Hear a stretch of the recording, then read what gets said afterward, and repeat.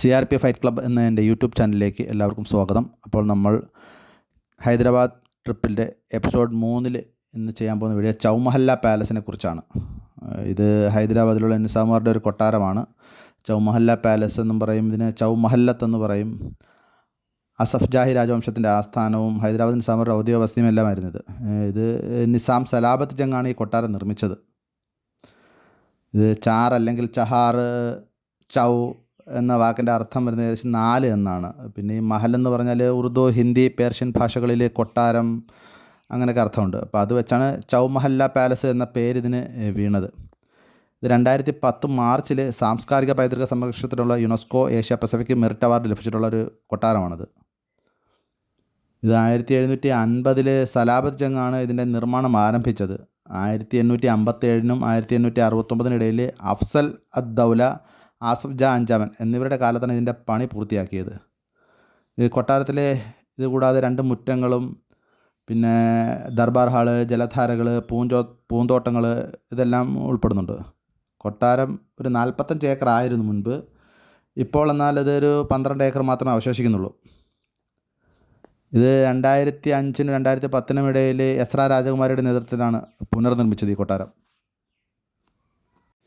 ഈ ഒരു കൊട്ടാരത്തിനകത്ത് ഇങ്ങനെ ഒരു മ്യൂസിയം കണക്ക് പഴയകാല വാളുകൾ, കഠാരകൾ, ഷീൽഡ്, പിന്നെ പല പല തോക്കുകൾ, പഴയകാലത്തെ കുറേ ആയുധങ്ങളൊക്കെ ഇങ്ങനെ നല്ല രീതിയിൽ ഒരു മ്യൂസിയം ആക്കി വെച്ചിട്ടുണ്ട്.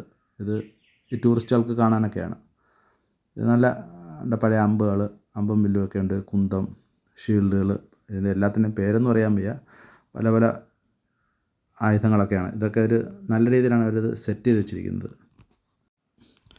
ഇത് ഇന്നത്തെ നിസാമും ബർക്കത്ത് അലി ഖാൻ മുഖറം ജ എന്ന ഇന്നത്തെ നിസാമും പിന്നെ കുടുംബവും ചൗമഹല്ല കൊട്ടാരം പുനഃസ്ഥാപിക്കാനും 2005 ജനുവരി പൊതുജനങ്ങൾക്കായി തുറന്നു കൊടുക്കാൻ തീരുമാനിച്ചത്. ഇതാണ് ഇതിൻ്റെ ഒരു ഹൈലൈറ്റ്. കൊട്ടാരത്തിനകത്ത് തന്നെ ഒരു സ്ഥലത്ത് മാറി ഗ്ലാസ്സുകൾ, ഒരു സൈഡ് ഗ്ലാസ് ഇട്ട് മറച്ച ഒരു നിസാം രാജാക്കന്മാരൊക്കെ ഉപയോഗിച്ചിരുന്ന റോൾസ് റോയ്സ് പോലുള്ള വിൻറ്റേജ് കാറുകളുടെ ശേഖരമുണ്ട്. കണ്ട, ഇതിൽ ഫോർഡിൻ്റെ ഉണ്ട്, അങ്ങനെ പല പല കാറുകളുടെ നല്ല ശേഖരമുണ്ട്. നല്ല രസമാണ് ഇത് കാണാൻ. ഇതിൻ്റെയൊക്കെ ഓരോ കാറുകളുടെയും ഹൈറ്റും വിഡ്ത്തും ഒക്കെ ഭയങ്കരമാണ്. ഇപ്പോഴത്തെ വാഹനങ്ങൾ വെച്ച് നോക്കാമെങ്കിൽ നല്ല ഹൈറ്റ്, നല്ല വീതി. ഈ ഒരു കാറിൻ്റെ ബാക്കിൽ വശത്ത് നമ്മൾ നോക്കുമ്പോൾ ഒരു 4-5 പേർക്കൊക്കെ ഇരിക്കുക. അതുപോലുള്ളൊരു കാറുകളാണ് ഇതെല്ലാം. ഇത് നല്ലൊരു ഇതായിട്ട് അവർ സൂക്ഷിച്ചിരിക്കുന്നത് ഇതെല്ലാം. ഒരു സൈഡിലായിട്ട് അതിൻ്റെ പഴയ മോഡൽ ബുള്ളറ്റുകളുണ്ട്. പിന്നെ ബുള്ളറ്റ് കാർ, പഴയ മോഡൽ ബുള്ളറ്റ് കാറൊക്കെ ഷോയിൽ പിക്ചറിലൊക്കെ ഉപയോഗിക്കുന്ന മോഡലുള്ള ഉപയോഗിച്ച മോഡലുള്ള പഴയ മോഡൽ ബുള്ളറ്റ്സ്, പിന്നെ പഴയ രാജാക്കന്മാരുടെ കുതിരവണ്ടി, അതൊക്കെ ഇതിൻ്റെ ഈ ഒരു റൈറ്റ് സൈഡിലായിട്ട് പ്രത്യേകം വേറെ മാറ്റി വെച്ചിട്ടുണ്ട്. പിന്നെ ഈ കൊട്ടാരത്തിൽ ഒരു തെക്കൻ നടുമുറ്റം എന്ന് പറഞ്ഞൊരു ഭാഗമുണ്ട്. അവിടെ കൊട്ടാരത്തിൻ്റെ ഏറ്റവും പഴയ ഭാഗമാണ്. അവിടെ ഒരു 4 കൊട്ടാരങ്ങളുണ്ട് ചെറിയ. അതിന് അഫ്സൽ മഹൽ എന്ന്, അഫ്താബ് മഹൽ, തഹ്നിയത് മഹൽ, പിന്നെ അഫ്താബ് മഹൽ എന്നിങ്ങനെ 4 കൊട്ടാരങ്ങളുണ്ട്. ഇതിന് 4 പേരാണ്. ഇതൊരു നിയോ ക്ലാസിക്കൽ ശൈലിയിലാണ് നിർമ്മിച്ചത്. പിന്നെ ഇത് കൂടാതെ ഒരു വടക്കേ മുറ്റം എന്ന് പറഞ്ഞൊരു ഭാഗമുണ്ട്. അവിടെ ഏകദേശം ഒരു കുളത്തിന്, ജലധാരയ്ക്കും കുളത്തിനൊക്കെ അഭിമുഖമായിട്ട് ഒരു മുറികളുടെ ഒരു നീണ്ട ഇടനാഴി കണക്കുണ്ട്. ഇത് ഒരു കാലത്ത് അവരുടെ അഡ്മിനിസ്ട്രേറ്റീവ് വിങ്ങും ഓഫീസും ഒക്കെ ആയിരുന്നെന്നാണ് പറയുന്നത്. 2005 ജനുവരിയിലാണ് അന്നത്തെ നിസാമും കുടുംബവും ഈ ചൗമഹല്ല കൊട്ടാരം പുനഃസ്ഥാപിക്കാനും ഇത് പൊതുജനങ്ങൾക്കായി തുറന്നു കൊടുക്കാനും തീരുമാനിച്ചത്. ഇപ്പോഴും ഈ കൊട്ടാരവും ബാക്കി വസ്തുക്കളും എല്ലാം നിസാം കുടുംബത്തിൻ്റെ തന്നെ പേർക്കാണുള്ളത്. പിന്നെ ഈ കൊട്ടാരത്തിൽ ഖിൽവത്ത് മുബാറക്ക് എന്ന് പറയുന്നൊരു ഭാഗമുണ്ട്. ഇത് ചൗമഹല്ല കൊട്ടാരത്തിൻ്റെ ഹൃദയഭാഗം എന്നാണ് പറയുന്നത്. ഇത് അസഫ് ജാഹി രാജവംശത്തിൻ്റെ ആസ്ഥാനമായിരുന്നതിൽ ഹൈദരാബാദ് ജനങ്ങളൊക്കെ ഇതിനെ വളരെ ബഹുമാനത്തിൻ്റെ കാണുന്നത്.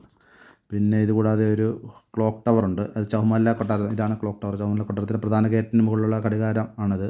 ഇതിനെ ആളുകൾ സ്നേഹപൂർവ്വം ഖിൽവത്ത് ക്ലോക്ക് എന്ന് വിളിക്കുന്നുണ്ട്. ഏകദേശം 250 വർഷത്തോളം പഴക്കമുള്ളതാണ്. അപ്പോൾ ഇതാണ് ചൗമഹലിനെ കുറിച്ചുള്ള നമ്മളുടെ വീഡിയോസ്. അപ്പോൾ നമ്മൾ ഇനി അടുത്ത 4ാം എപ്പിസോഡിൽ അടുത്ത ഹൈദരാബാദിലുള്ള ഒരു സ്ഥലത്തെക്കുറിച്ചായിരിക്കും അടുത്ത വീഡിയോ വരുന്നത്. അപ്പം വീഡിയോ ഇഷ്ടപ്പെട്ടെന്ന് കരുതുന്നു.